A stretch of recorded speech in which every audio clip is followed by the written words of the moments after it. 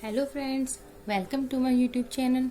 तो दोस्तों, हमने रीड लेवल 1 और 2 का कोर्स स्टार्ट किया था, जिसमें हम हिंदी का एक टॉपिक संधि को पढ़ रहे थे। तो दोस्तों, संधि में हम स्वर संधि को और व्यंजन संधि को बहुत अच्छे तरीके से समझ चुके हैं और अब हम पढ़ेंगे विसर्ग संधि के बारे में। तो दोस्तों, विसर्ग संधि क्या होती है, एक बार हम उसकी परिभाषा लिखते हैं। तो एक बार परिभाषा से हम विसर्ग संधि को स्टार्ट करते हैं। Let's start.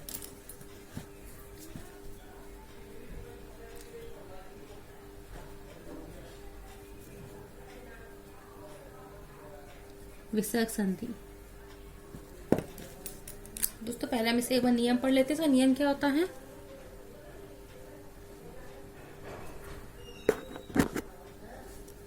यदि विसर्ग के बाद स्वर या व्यंजन आए तथा ध्वनि परिवर्तन विसर्ग में हो तो वह विसर्ग संधि होती है। इसका मतलब यह है दोस्तों कि प्लस से पहले विसर्ग आएगा और प्लस से पहले चाहे स्वर आए चाहे व्यंजन आए, कुछ भी आए, और जो परिवर्तन होगा वो किसमें होगा? हमारे विसर्ग में होगा। इसे एक बार हम देखते हैं एग्जाम्पल से। एक बार इसके नियम पढ़ लेते हैं। दोस्तों, इसको हम दो प्रकार से पढ़ेंगे।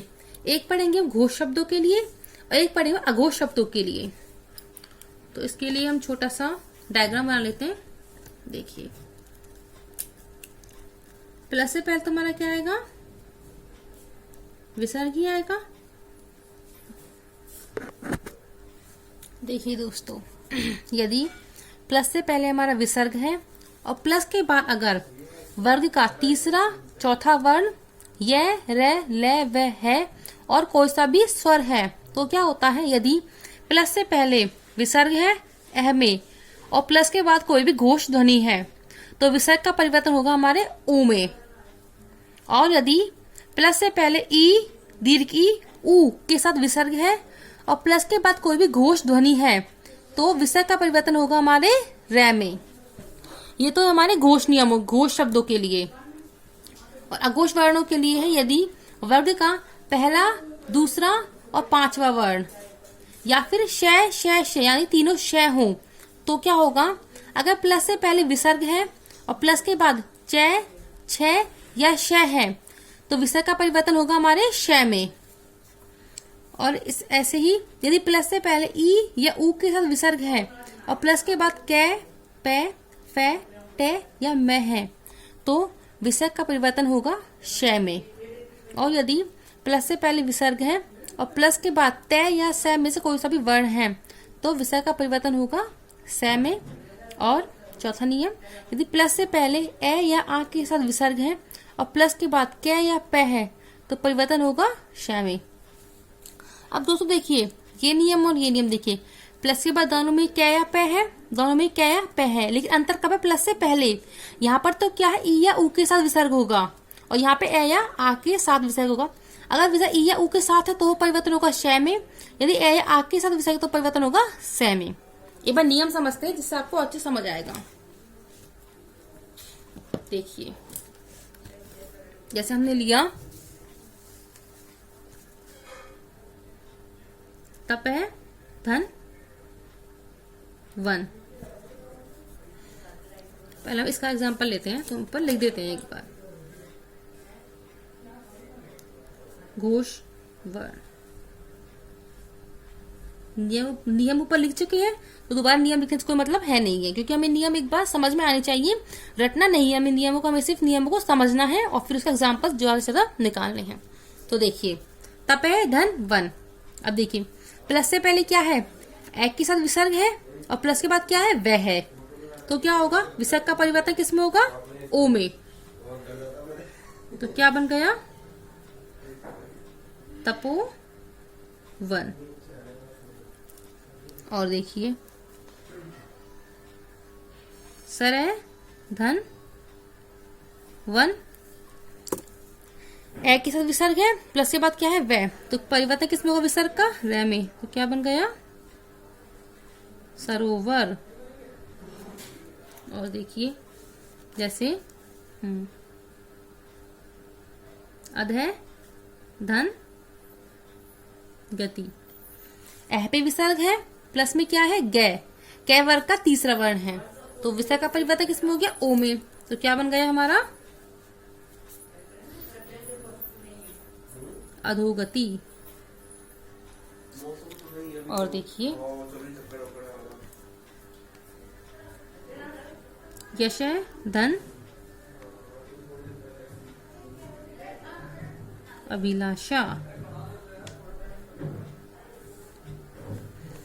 ए पे विसर्ग और प्लस में क्या है, कोई भी स्वर है, अस्वर है, तो क्या होगा इसका विसर्ग का परिवर्तन ओ में क्या बन गया, यशो भी लाशा।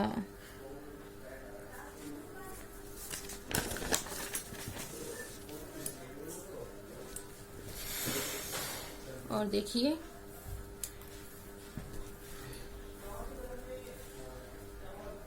मने धन जय, एपी विसर्ग प्लस में तीसरा वर्ण कौन से वर्ग का, च वर्ग का, च छ जय, तो विसर्ग का परिवर्तन ओ में क्या बन गया, मनोज।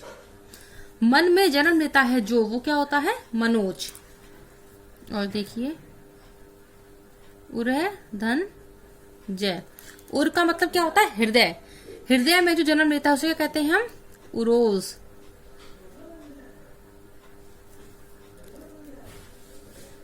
और देखिए श्रेय धन रेखा, प्लस से पहले एपी विसर्ग और प्लस के बाद क्या है, र है, तो क्या बन गया, शिरोरेखा। और देखिए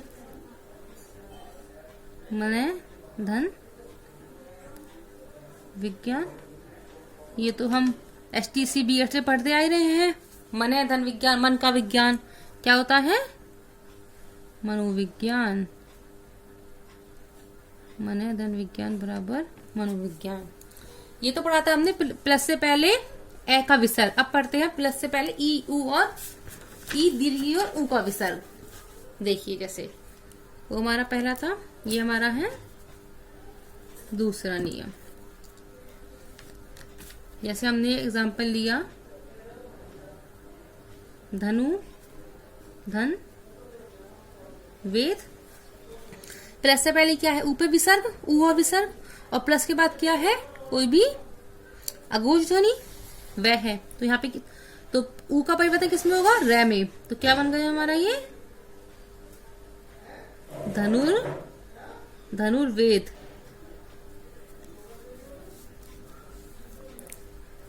और देखिए जैसे हमने लिया एग्जाम्पल बही धन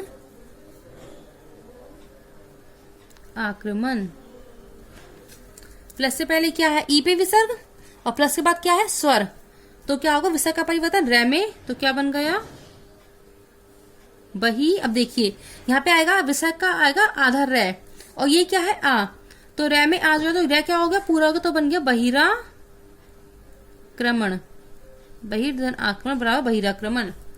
और देखिए आयु धन वेद, ऊपर विसर्ग और प्लस के बाद क्या है, वह है, तो क्या बन गया आयुर्वेद। और देखिए बही धन अंग, ई पे विसर्ग और क्या है, स्वर है, तो विसर्ग का परिवर्तन रै में क्या बन गया बही रंग। वही बात है, देखिए रै आ रहा है, आधा रै है, और ये क्या है, ए है, तो आधा रै ए पूरा बन गया रै, क्या बन गया बही रंग। और देखिए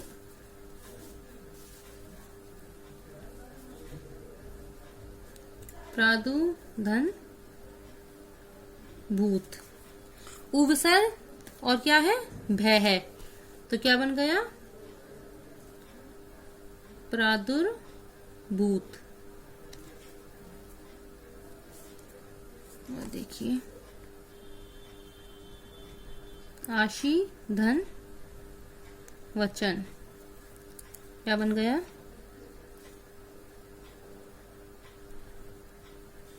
आशीर्वचन।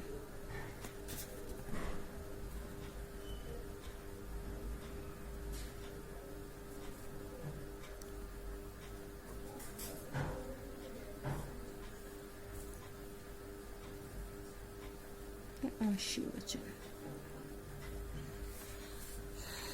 तो दोस्तों ये हो गए हमारे घोष के एग्जाम्पल्स। अब हम पढ़ेंगे अघोष के एग्जाम्पल्स। देखिए तीसरा नंबर डाल लेते हैं हम इसको, अघोष के वाले। इसका नियम क्या था कि विसर्ग और विसर्ग के बाद च, छ और श आए तो परिवर्तन किसमें होगा, श में। श कौन सा, शलजम वाला। देखिए अंत धन चेतना, परिवर्तन किसमें होगा, परिवर्तन होगा श में। तो क्या बन गया, अंतश चेतना। आई होप दोस्तों आपको ये सारे एग्जाम्पल अच्छे से समझ में आ रहे होंगे। अगर आपको कुछ भी दिक्कत आती है तो आप कमेंट सेक्शन में अपनी प्रॉब्लम को बताइए, जिससे कि मैं आपकी प्रॉब्लम्स का सॉल्यूशन कर सकूं। और देखिए तपह धन चर्या, क्या बन गया,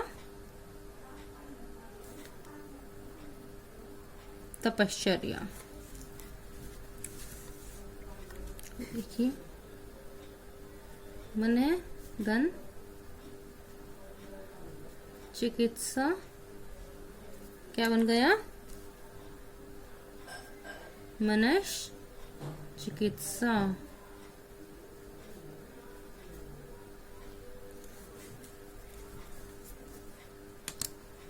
नी धन छल, क्या बन गया,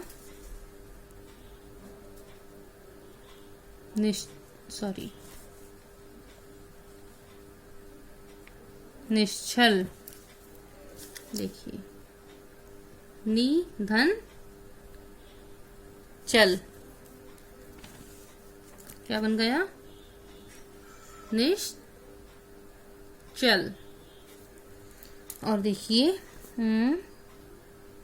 यश धन शरीर, क्या बन गया, यशस शरीर। देखिए दोस्तों यश तो ऐसा कैसा आ गया, और विसर्ग का परिवर्तन श में, और शरीर जैसे का तैसा, तो क्या बन गया ये, यशस शरीर। और देखिए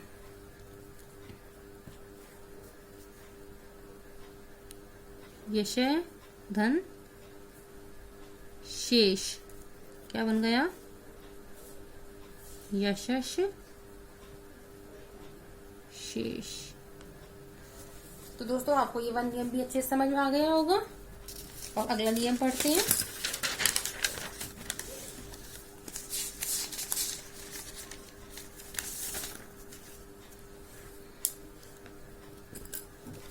नियम नंबर 4।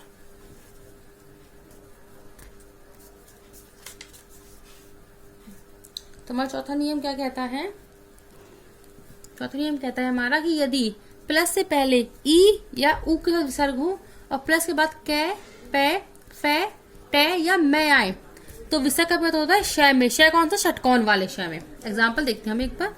देखिए आवी धन कार, प्लस से पहले क्या है, ई पे विसर्ग और प्लस के बाद क्या है, कै, तो विसर्ग का परिवर्तन हो गया श में। क्या बन गया, आविष्कार। और देखिए हमने लिया आयु धन मान, क्या बन गया हमारा, आयुष्मान।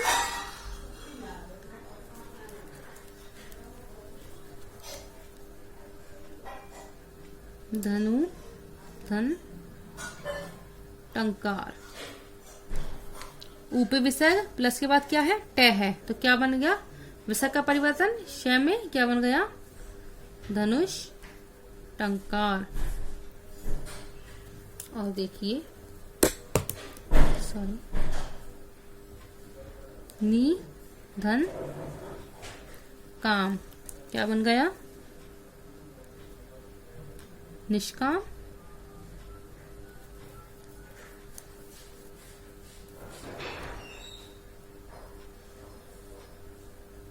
ज्योति धन पुंज, क्या बन गया? ज्योतिष पुंज। और देखिए हाँ, चतु धन पाद, क्या बन गया? चतुष्पाद। दोस्तों आपको ये वाला नियम भी अच्छे समझ में आ ही गया होगा, ऐसा मैं सोचती हूँ। अगला नियम पढ़ते हैं, पांचवा नियम क्या है? पांचवा नियम ये है हमारा कि यदि विसर्ग और विसर्ग के बाद तय या स आता है तो परिवर्तन होता है हमारे स में, या फिर विसर्ग से पहले ए या आ आता है और विसर्ग के बाद क या प आता है तो भी परिवर्तन किसमें होता है? हमारे श में। हम दोनों एग्जाम्पल साथ साथ ही कर लेते हैं। देखिए जैसे हमने लिया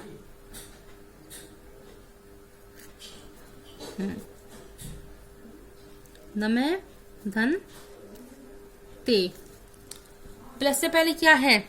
विसर्ग है और प्लस के बाद क्या है? तय है। नियम नंबर चौथे नंबर का जो हमारा, तो विसर्ग का परिवर्तन किसमें हो गया? स में हो गया। क्या बन गया हमारा? नमे धन ते बराबर नमस्ते, उनको नमस्कार करते हैं, नमस्ते। और देखिए दु धन तेज, विसर्ग के बाद क्या है? तय है, तो विसर्ग का परिवर्तन स में, क्या बन गया? दुस्तेज। और देखिए मने धन ताप, क्या बन गया? मनस्ताप। और देखिए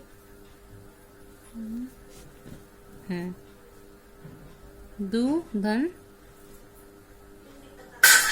साहस, क्या बन गया? दुस्साहस। और बढ़ते नियम नंबर 6। नियम नंबर 6 क्या है? यदि प्लस से पहले ए या आ पे विसर्ग हो और प्लस के बाद क या श आए तो विसर्ग का परिवर्तन होता है हमारे स में। देखिए एक बार एग्जाम्पल समझते हैं हम इसे। जैसे हमारा हुआ भा धन पति, आ पे विसर्ग है और प्लस के बाद क्या है? प है, तो परिवर्तन किसमें होगा? स में। तो क्या बन गया? भास्पति। भा धन पति बराबर भास्पति। और देखिए भा धन कर, क्या बन गया? भास्कर। देखिए नमे धन कार, क्या बन गया? नमस्कार।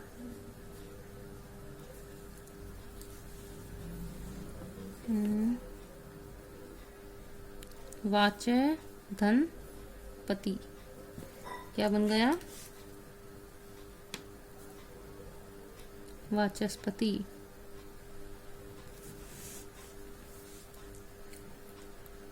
तो दोस्तों इस तरह से हमारी विसर्ग संधि कंप्लीट हो जाती है। अब हमारी पूरी विसर्ग संधि हो चुकी है। तो दोस्तों अब हम थोड़े से वो करते हैं जिनमें की विसर्ग संधि, तो अब हम पढ़ते हैं कुछ ऐसे शब्द जिनमें हम सोचते हैं संधि है लेकिन उनमें संधि नहीं होती, उनमें क्या होता है? संयोग होता है। जैसे कि देखिए एक नोट बना के लिख लीजिए आप लोग भी। जैसे हमने लिया मने धन कामना, इसका क्या होगा? इसको हम मने कामना ही लिखते हैं, मनोकामना नहीं लिखते, इसे हम लिखते मने कामना। और जैसे अधे धन पतन, इसको क्या लिखेंगे? अधे पतन अधो पतन नहीं लिखते हैं। प्रातः धन काल, इसका क्या आएगा, प्रातः काल। और पय धन पान, क्या होगा इसका, पयपान। हम इसको पयोपान ले देते लेकिन ये क्या होता है, पयपान ही होता है। दोस्तों इस तरीके से हमारी आज ये विसर्ग संधि भी कंप्लीट हो जाती है और इस तरीके से हमारी अब स्वर संधि, व्यंजन और विसर्ग तीनों संधि पूर्ण रूप से हमने आज ये टॉपिक कंप्लीट कर लिया है। आई होप दोस्तों कि आपको ये तीनों संधियां बहुत अच्छे समझ आई होंगी और जो मैंने थोड़ी बहुत मेहनत की है वो सफल हो गई होगी। और अगर आपको कोई भी प्रॉब्लम आती है इस टॉपिक में तो आप मुझे कमेंट कीजिए, जिससे कि मैं आपकी प्रॉब्लम का सॉल्यूशन कर सकूं। तो दोस्तों इस तरीके से आज की हमारी क्लास खत्म होती है। तो मेरी इस वीडियो को लाइक कीजिए, कमेंट कीजिए और अपने ज्यादा से ज्यादा दोस्तों से शेयर कीजिए, जिससे कि वो भी मेरी इस क्लास को देख सकें और अपने टॉपिक को और अच्छे से कंप्लीट कर सके। कोई प्रॉब्लम हो तो उसे भी, उसका भी सॉल्यूशन कर सके। तो दोस्तों ऐसे बने रहिए हमारे साथ और कल हम एक नए टॉपिक के साथ आएंगे। तो ओके दोस्तों, स्टे होम, स्टे सेफ, अपना ध्यान रखिए, घर पर रहिए, सुरक्षित रहिए और मास्क जरूर पहन के रखिए। ओके दोस्तों, बाय बाय।